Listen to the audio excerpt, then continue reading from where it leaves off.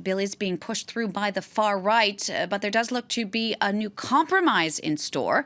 To talk a bit more about all of this, let's bring in our Jerusalem correspondent, Iris Mackler. Now, Iris, this comes as settlers in Amona in the West Bank are facing a court-ordered evacuation on Christmas Day, a deadline that comes after 2 years when it was first put into place. The point of this is to try and avoid removing them by force from Amona. Is the compromise strong enough to succeed?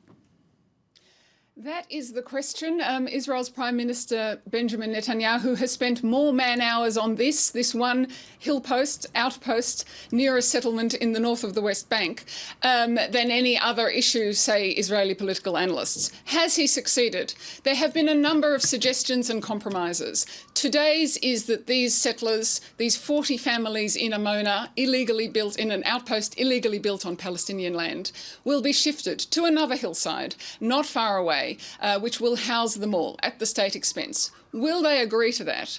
And what Benjamin Netanyahu wants to avoid is a forcible evacuation on Christmas Day that will look bad for him as a right-wing Prime Minister. So what we're waiting to see is if they do agree and they agree to go quietly, what was planned for today as an opposition to it, as a protest, may well be a victory march.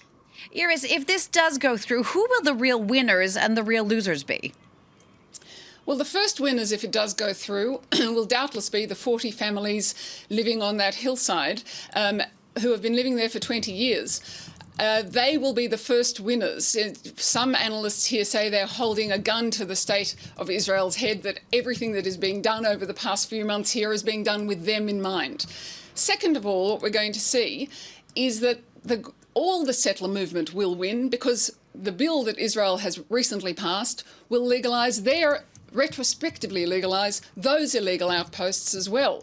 So that's definitely a victory for the settler movement. However, this bill that has gone through may not be legal. So what we have seen is that the Israeli government, the Israeli parliament, has passed a bill knowing that it is likely to be overturned in the courts, knowing that it's illegal.